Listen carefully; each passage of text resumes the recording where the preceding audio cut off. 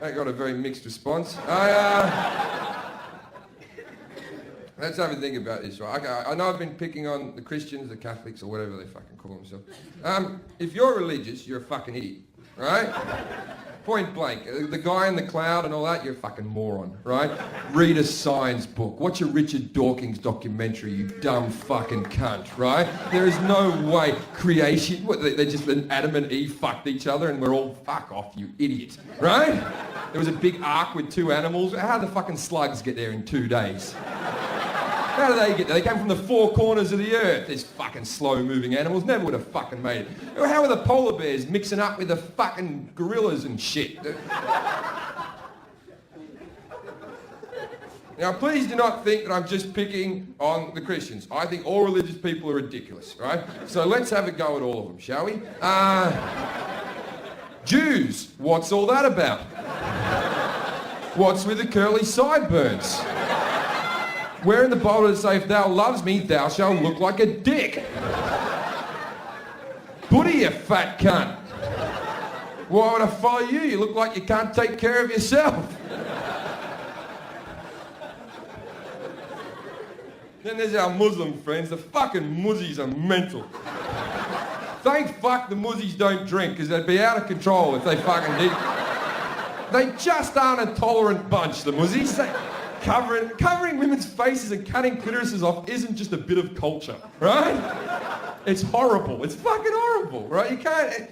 The teddy bear. Remember the little teddy bear that was called Muhammad? That lady didn't deserve to be... They wanted to kill her and lash her in a fucking square for calling a teddy bear Muhammad, right? Now, if there's any Muslim fundamentalists in the room, right? You see this microphone? I'm calling it Muhammad, right? And it's fucking gay. It's a gay microphone called Muhammad, and all it wants to do is roll the Quran up and fuck itself up the arse. Now, don't think that I don't know that pedophilia is a very awkward subject to bring up at a comedy gig at the 5-minute mark of the show. But let's have a go. I've had some personal... I was molested by a scoutmaster when I was young. This is true. He never physically touched me or penetrated me. He used to put me in a corner and masturbate on me, but still, not a great day. And I find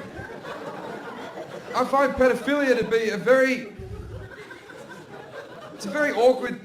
In society, if there's certain pedophiles that we condemn, and then there's other pedophiles that when they do it, we don't even notice. We just put it under the carpet and go, I don't talk about that. That doesn't... Okay, does everyone know that Elvis Presley was a pedophile?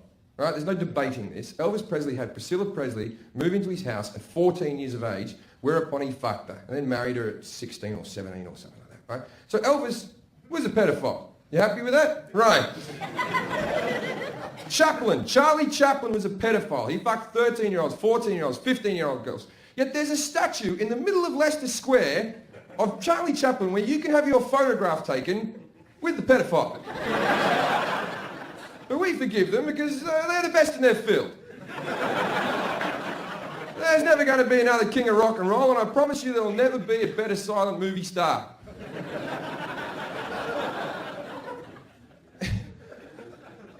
At what point do we as a society go, but they were good? Like, what I'm trying to say is, how talented do you have to be to fuck a kid?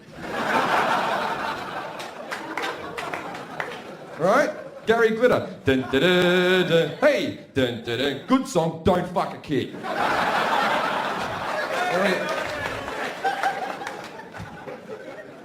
Shit, man, it's all over soon enough. My grandmother said, man, she was worried what was going to happen afterwards, right? As an atheist, I don't give a fuck about dying. I'm looking forward to it, right? I am, because I don't believe in heaven. I don't believe in hell. I'll just rot in the fucking ground, right? I don't even want the option of heaven. I don't want to exist in a conscious state for the rest of eternity, constantly thinking. I don't like thinking as it is. Where's me passport? Can't punch women in the street. The Bible calls heaven eternal bliss. I don't care how blissful it is. It's eternal. You'd get used to it and then you'd be fucking bored. And what's hell meant to be like? Fire and brimstone, eternal agony? That's what's written in the Bible. That's God's book. As far as I know, the devil hasn't brought out a book. We don't know his side of the argument, right? If you ask me, the devil and God are having an argument, the devil's being a bigger fucking man, because God's just writing shit about him, and the devil's going, I'm not even going to fucking comment, son. You don't want to live forever in a conscious... You don't want eternal life. Life is shit. Right? Life is a horrible disappointment, one after the fucking next, right? If you don't think it is disappointing, right, hang on, I'll do this down, okay, give me a camera, right, straight on my face, right? Everybody do this in the room here, and if you're watching at home, right, look at the person next to you that you love more than anyone in the world, right? And know that sooner or later, one of you will be dead and the other one will be miserable. It's just something to think about, right? So I told you, like, the only reason you people are here is because you want me to make you laugh for a fucking hour, because you know when you go back to work on Monday, your life's gonna be shit. And then you'll be dead. And what's meant to happen when you die? You go to heaven, you see a big bright light, you walk towards the light. What's at the end of the light? All your dead relatives. Well, whoop-de-fucking-do. You ever spend a weekend at your grandparents' house? It's fucking shit. Be up there for an hour going, wish all my friends would die. You'd be out there meeting everyone. Hello, Nana. Hello, Grandad. Hello, Uncle who used to touch me. How did you get up here? Oh, that's right. You used to work for the church. Oh, my grandmother died, I think, last July. Or something like that. She was 92, she was meant to fucking die, you know. I would have been more surprised if she did a motocross rally or something like that. Towards the end, she had like 4 strokes and she had dementia. She was just like a head in a chair, really. And she had dementia, or as I like to call it, honesty. Just old people telling the truth, thinking, I've walked this planet for 92 years, I'm sick of lying to cunts. She's taken my money, that's not my son. And she was meant to die like 2 years ago. She kept on getting strokes. Kept on getting rang up by my mum going, she's got like 2 days to live, right? So she goes, you better ring your grandmother. She's going to die any minute, right? So I ring her up and say, hey, Grandma, how are you? And she goes, not too good. And I went, yeah, I heard that. I hear you're not doing well. Look, Grandma, I'm going to miss you. I love you. I'm sorry you're dying. And she went, oh, I love you too, Jim. And then I cried and I thought, well, that's that. And I put the phone down and I went back to the PlayStation, right? And then like 2 years on, she wasn't dead. What do? Do you call back? What's the protocol? Do you go, good for you, didn't think you fucking had it in you, right? Every time she was going to die as well, because my father lives in fucking Sydney and my grandmother lives in Queensland, and he would go up to bury his mum, but because of her not dying, he'd go up there, and every time he had to take time off work and all that, and every time he'd come back down, I'd ring him up and go, did Grandma die? And he'd go, nah, and I go, well, better luck next time. And she's got like 12 grandkids, and we all got the same inheritance. We all got $100. That's Australian. $100 Australian. That's fucking 38 quid, right? That's not even enough for 2 lap dances, that, right? How is her spirit meant to live on? And those people can fucking hang on forever and ever because they're worried about the afterlife. I'll tell you what she's evil, right? When I was 17 years old, I was in a school musical, as you do when you're in high school. You do plays and stuff like that. I was in a school musical and I got the lead role. And my grandmother came down from Queensland to come and see the musical and stay with us. And she was staying in my room and I had to kip out in the fucking living room on the couch. So she's there for a little while and my mum goes, go sing your grandmother a song. And I'm like, you sing her a fucking song. I'm not going to go sing your grandmother a song. I'm not going to sing her a song. And then I hear from my bedroom, is Jim going to sing me a song? And I went, yes, Grandma. And I go, you fucking bitch, man.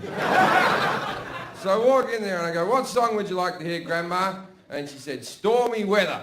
And so I went, don't know why there's no sun up in the sky. And my grandmother looked at me adoringly, as only a grandmother could look at her grandson singing a song.